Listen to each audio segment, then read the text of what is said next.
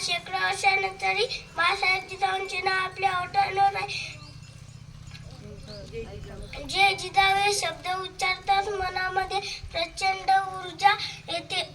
महाराष्ट्राच्या मातीवर असं कोणी नाही ज्यांना जिजाऊबद्दल माहिती नसेल. महाराष्ट्राच्या दऱ्याखोऱ्यात व महाराष्ट्राच्या मातीच्या कणाकणावर व महाराष्ट्रातील प्रत्येकाच्या मनावर जे नाव कोरले ते म्हणजे जननी जिजाऊ. पृथ्वीवरील आदिशक्तीचे रूप म्हणजे जिजाऊ. अन्यायाला चिडणारी वाघीण म्हणजे जिजाऊ. महाराष्ट्राची ऊर्जा म्हणजे जिजाऊ. स्वराज्याची प्रेरणा म्हणजे जिजाऊ.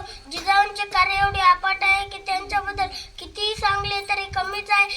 अशा आदर्श माता पराक्रमाची गाथा. माझा त्यांना प्रथम मानाचा मुद्रा. सर्वांना माझा नमस्कार. माझे नाव आहे श्यामल कदम आहे. आज 12 जानेवारी म्हणजेच राजमाता जिजाऊ यांची जयंती आहे. राजमाता जिजाऊ यांचा जन्म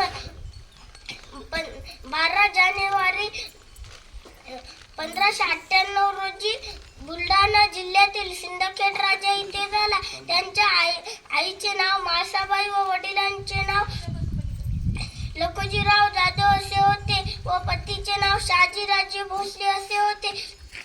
राजमाता जिजाऊ यांचा विवाह शहाजीराजे भोसले यांच्याशी झाला.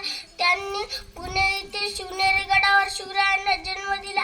राजमाता जिजाऊंनी शिवरायांच्या मनात स्वराज्य निर्माण करण्याचा प्रचंड आत्मविश्वास केला. दुर्दैवाने 17 जून 1674